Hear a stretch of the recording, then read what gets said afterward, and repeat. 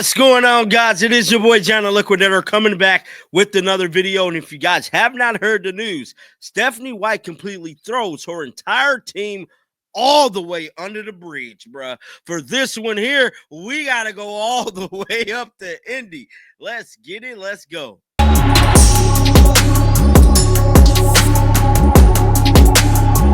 Before we start this video, man, somebody DM'd me last night immediately after the game, and they asked me a serious question that I want to share with you guys. And the question was, hey, John the Liquidator, do you think Stephanie White will have her job at the end of the season? And I had to tell them, you know what, man, I really don't know. But I will tell you this, don't be surprised if she don't have her job at the end of the season. I told y'all yesterday in the video, Stephanie White is a politician, bro. She cold on this mic piece. I mean, man, she can spin it and talk it and, you know, really put her words together. She's a professional when it comes to this mouthpiece here and this microphone. She should really think about running for office. I ain't lying, bro. She's that damn good. She's so convincing. She can sell anything. Bro, she can sell water to a well. She can sell salt to a slug. This lady mouthpiece is cold. I ain't lying, dog. I ain't lying. I mean, she could tell a lie straight to your face, and you'll be like, damn, for real, and believe it, bro. That's how good Stephanie White is with lying, dog. I ain't bullshit, man. She is one of them ones. Now, we ultimately know that the team did lose to the Phoenix Mercury last night, and now we're dropped back down to 8th place, and it's looking real spooky for the Indiana Fever playoff hopes. And something else you've been lying about is Caitlin Clark. It's looking spooky for her coming back, man. I really wanted to go to a game this year, and I don't think I'm going to Indy Friday, bro. Like, Stephanie White killed that for me. But with all that being said, man, she did a press conference, and we finna react to the entire damn thing here, man. Let's head on over to YouTube and check it out, because I am telling you, bro, I did not expect this, bro. I really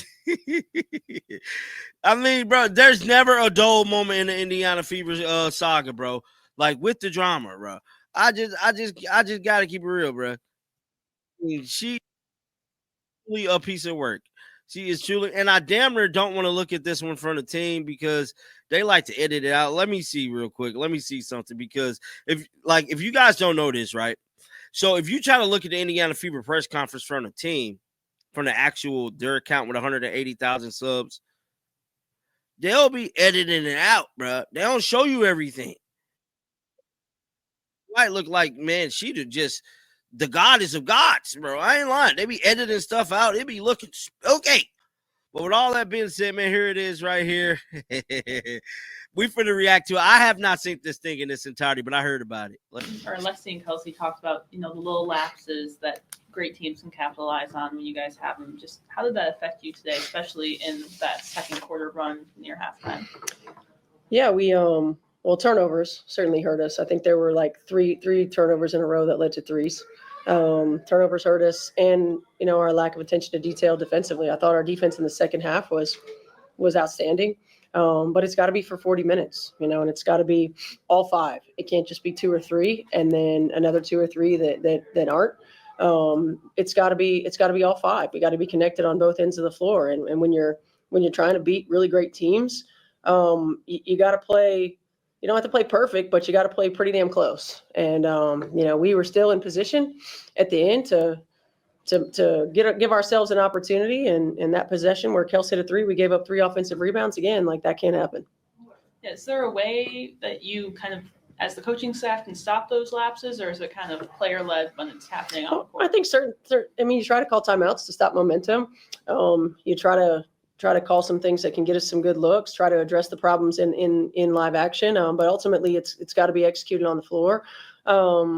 And again, I mean, we're talking about, implementing 3 new players that are playing a lot of minutes for us.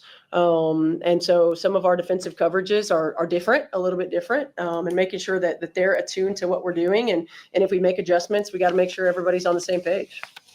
And I think, the Mercury had 23 foul shots compared to 8 for you guys. Just how did that fouling impact the game as well? It always impacts the games.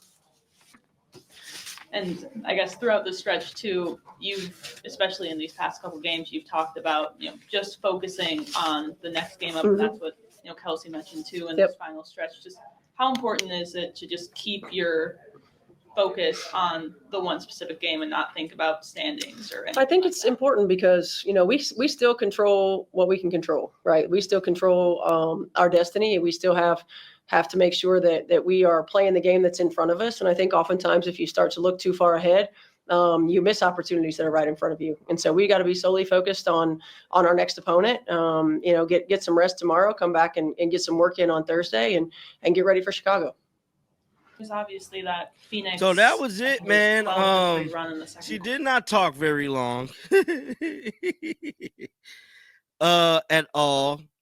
And what kills me about the whole thing is that, one thing with Stephanie White is that she fails to take responsibility as a coach for her own imperfections. Now, we know that there has been a lot of imperfections in the coaching department this whole season, going back to not calling the right defense preferably, and basically changing things up. So let's say, like, it's almost like when you're watching the Indiana Fever game, you're watching two different games, because one half of the game, which is the first half, typically goes awesomely well. I mean, it looked like a totally different team.